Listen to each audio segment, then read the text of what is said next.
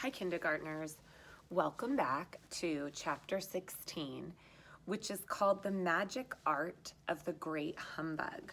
So, if you remember in the last chapter, our main characters, Dorothy and her friends, agreed to not tell anyone in Oz about the fact that the wizard was just an old man if he would follow through with the promises. So they are now supposed to head back to the Emerald City, or to to Oz's throne room, to receive the promises. So let's go over again what they want. Remember, Dorothy wants to go back to Kansas with Toto. The Scarecrow wants brains because obviously his head is stuffed with straw. The Tin Woodman wants a heart because his chest is empty. And the lion wants courage or bravery. So all four of our main characters are asking for something that they feel is the most important. Okay, here we go. The next morning, the Scarecrow said to his friends, "Well, congratulate me. I'm going to Oz to get my brains at last. When I return, I shall be just as other men are." "Well, I've always liked you how you are," said Dorothy simply. "Well, it's kind of you to like a scarecrow," he replied. "But surely you will think more of me when you hear all the splendid thoughts that my new brain is going to turn out." Then he said goodbye to all of them in a cheerful voice and went to the throne room, where he rapped upon the door. "Come in," said Oz. The Scarecrow went in and found the little man sitting down by the window, engaged in deep thought. "I've come for my brains," remarked the Scarecrow, a little uneasily. "Oh, yes, sit down in the chair, please," replied Oz. "You must excuse me for taking off your head, but I shall have to do it to put your brains in the proper place."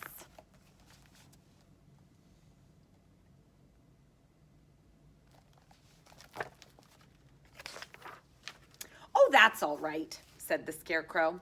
"You're quite welcome to take my head off, as long as it will be better when you put it on again." So the wizard unfastened the Scarecrow's head and emptied out the straw. Then he entered the back room, and he took up a measure of bran, which he mixed with a lot of pins and needles. Having shaken them together thoroughly, he filled the top of the Scarecrow's head with the mixture and stuffed the rest of the space with straw to hold it in place. When he had fastened the Scarecrow's head on his body, he again said to him, "Well, now hereafter you'll be a great man, for I've given you a lot of brand new brains."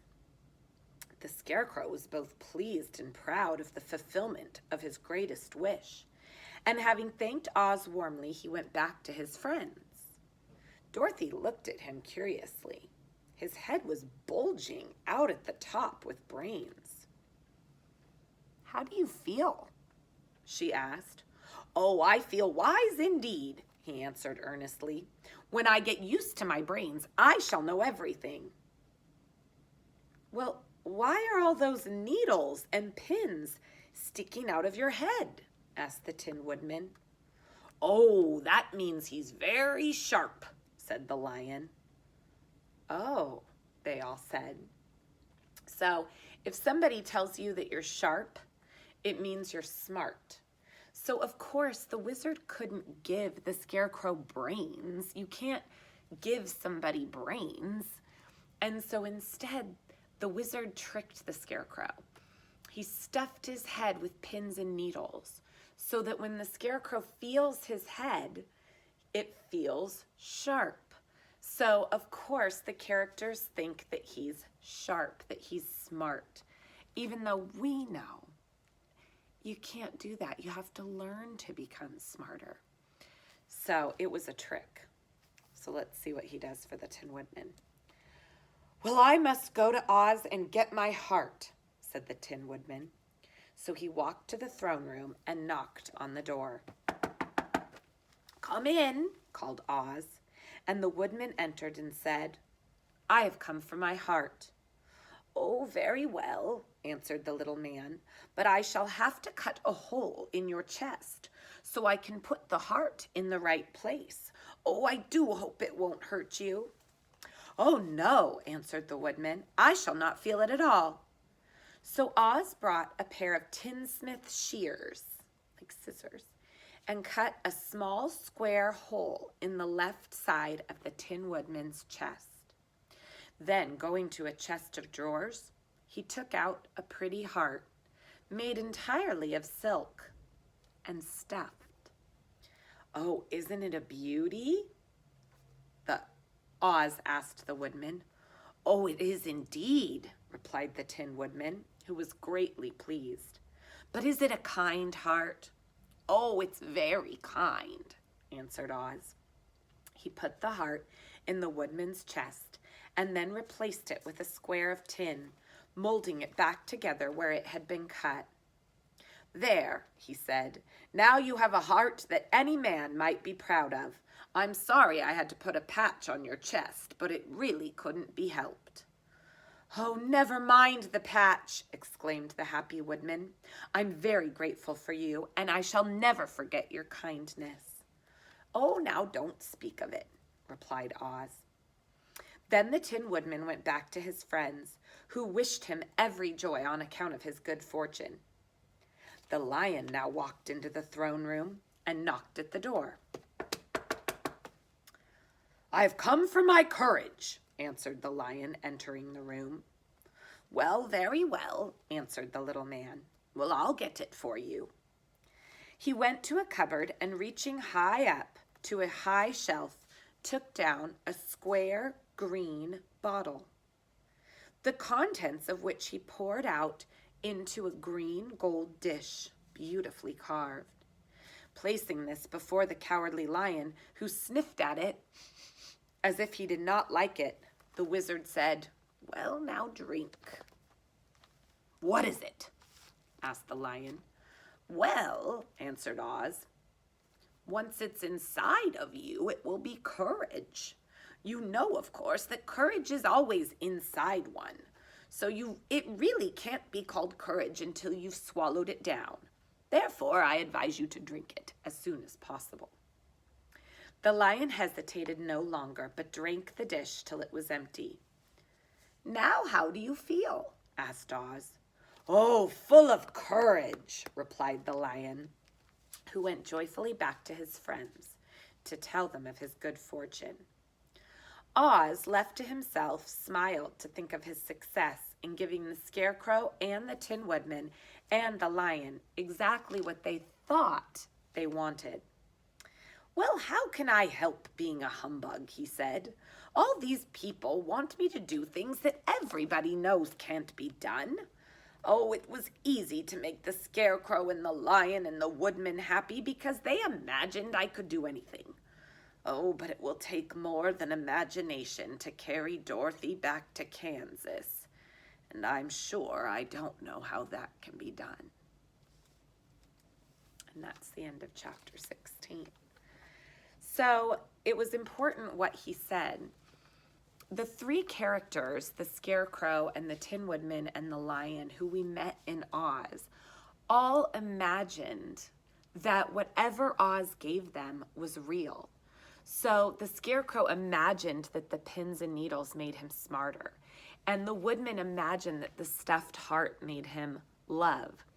And the Lion imagined that once he drank the bowl of, who knows what it was, maybe it was even just water, that once he felt it inside, he would have courage.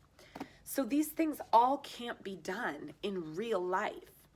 And so that's why now the wizard, Oz, has to come up with how he's actually going to get Dorothy back to Kansas.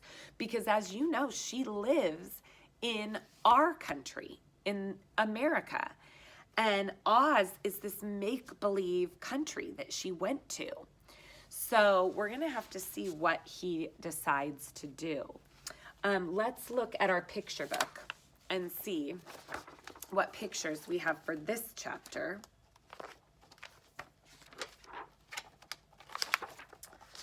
Let's see here.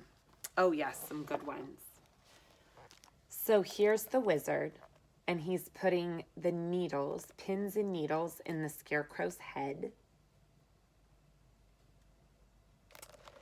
And here he is, after he cut the hole in the Tin Man's chest, putting in the stuffed heart.